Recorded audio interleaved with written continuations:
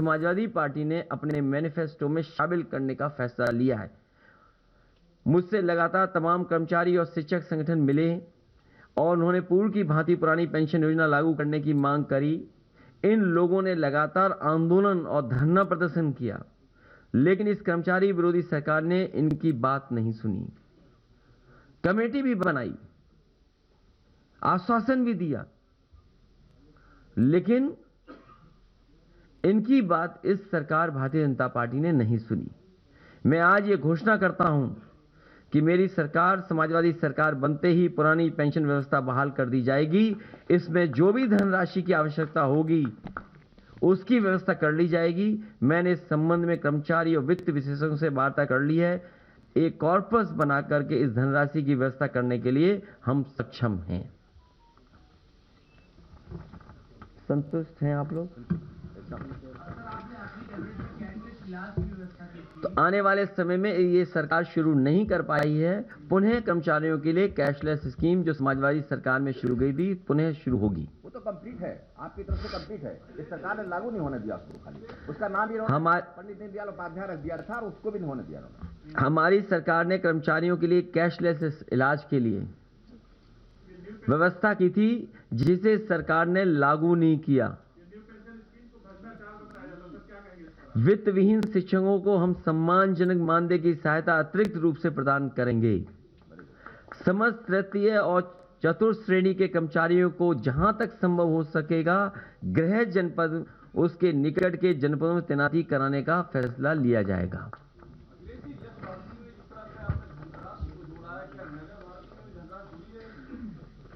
बहुत छोटा सवाल पूछ रहे हो इतनी बड़ी योजना के सामने।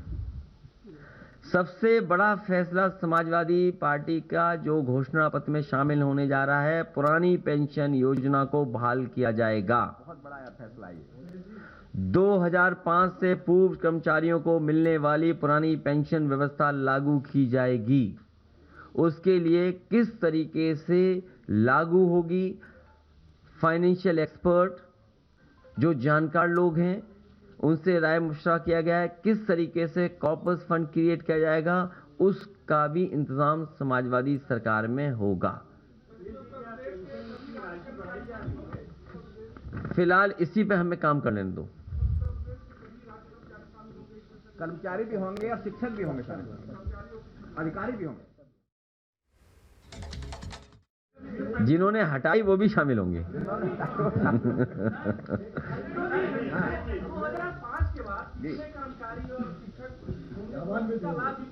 लगभग 12 लाख लोग हैं।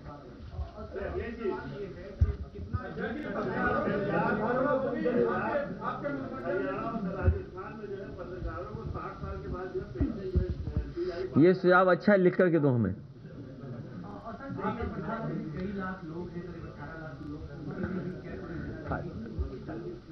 वो अभी पूरा हमारा घोषणा पत्र आने दो। आज कुछ मुख्य बिंदु आपके बीच में रखी हैं।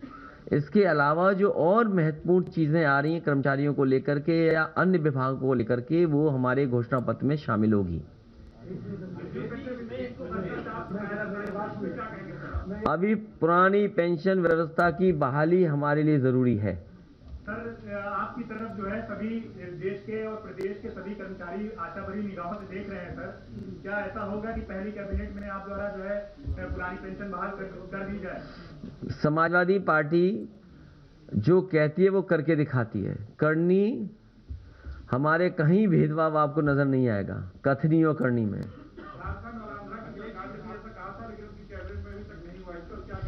ये उत्तर प्रदेश है, ये दूसरा प्रदेश नहीं है। ये विस्तार से जिस समय मैनिफेस्टो समाजवादी सरकार का आएगा, क्योंकि आउटसोर्स से बाबा भीमराव अंबेडकर जी का दिया हुआ संविधान के तहत जो हक और सम्मान वो छीना जा रहा है, उस पे भी समाजवादी पार्टी विचार कर रही है और किस तरीके से फैसला लेगी वो हमारे मैनिफेस्टो का इंतजार करिए।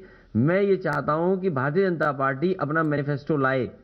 समाजवादी पार्टी ने तो अपने प्रत्याशी भी घोषित कर दिए, अपना वर्चुअल रैली भी जैसे कर सकते हैं वो कर रहे हैं। मैनिफेस्टो की बातें भी लगातार हम आपसे चर्चा कर रहे हैं और शामिल कर रहे हैं। आखिर भारतीय जनता पार्टी 4.5 साल से और डबल इंजन की सरकार जो उत्तर प्रदेश में थी, जो भेदभाव के साथ काम कर रही थी, वो मैनिफेस्टो जैसे ही लाएगी, उसके बाद समाजवादी सरकार में क्या क्या काम होंगे, समाजवादी पार्टी का मैनिफेस्टो आएगा। बहुत सारी चीजें हैं। आउटसोर्स कोई अच्छी प्रथा नहीं है, एक्सप्लॉयटेशन के अलावा उसमें कुछ नजर नहीं आता। और सबसे बड़ा सवाल है कि जो प्राइवेटाइजेशन है और आउटसोर्स चीजें हैं, ये जो हमें अधिकार मिल रहे हैं संविधान से, आरक्षण का कैसे खत्म किया जाए, वो आउटसोर्स और प्राइवेटाइजेशन है एक रास्ता।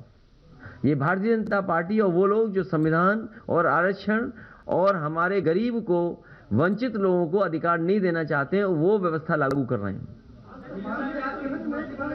मैनिफेस्टो का इंतजार करिए। बहुत सारे ऐसे हैं जो उलझाई चीजें हैं। मैं आपसे कहूंगा कि जिस समय 2017 का घोषणा पत्र समाजवादी पार्टी ने रखा था, उसमें भी बहुत सारी ऐसी बातें थी जो आप कह रहे हैं, आंगनवाड़ी हैं या आशा कार्यकर्ता हैं, इनके बारे में जो कहा गया था। ये बहुत सारे सवाल हैं जिनको अभी घोषणा पत्र में शामिल होना है। क्या आप घोषणा पत्र का इंतजार नहीं कर रहे हैं?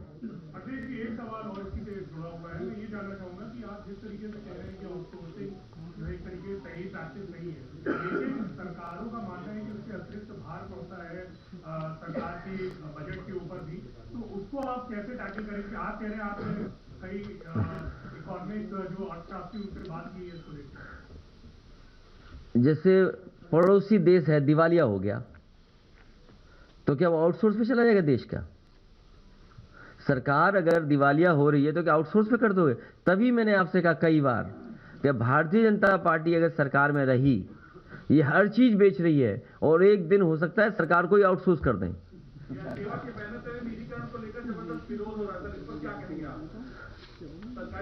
निजीकरण के खिलाफ समाजवादी पार्टी और तमाम वो लोग हैं जो समाजवादी हैं और अम्बेडकरवादी हैं, वो प्राइवेटाइजेशन के खिलाफ हैं।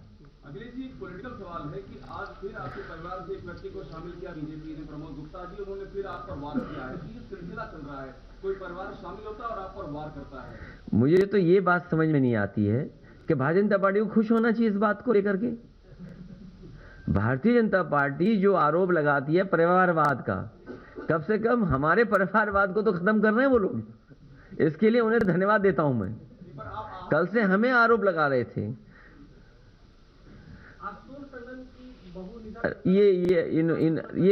ये काम भारतीय जनता पार्टी कर सकती है, उन्हीं से सवाल पूछिए।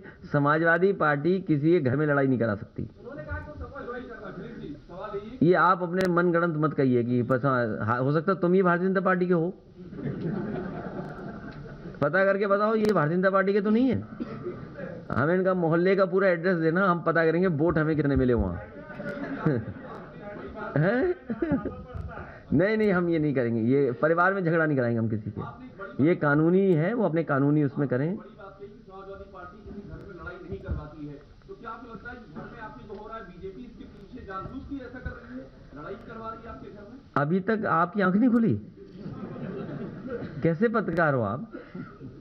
आपको तो ये पता ही है। प्रभावित आप हो रहे हैं, मैं नहीं, सवाल प्रभावित का नहीं है। सवाल ये है, क्या आप तक इतना तक नहीं जान पाए आप कि भारतीय जनता पार्टी जो परसेप्शन है, जो परसेप्शन समाजवादी पार्टी का है, जिस तरीके से समाजवादी पार्टी में भारतीय जनता पार्टी के बड़े बड़े मंत्री शामिल हुए हैं, जिनके पास व्यापक समर्थन है, जनाधार है, जो आपकी पार्टी में शामिल हुए स्वामी प्रसाद मौर्य जी, कितना बड़ा जन समर्थन है उनके पास।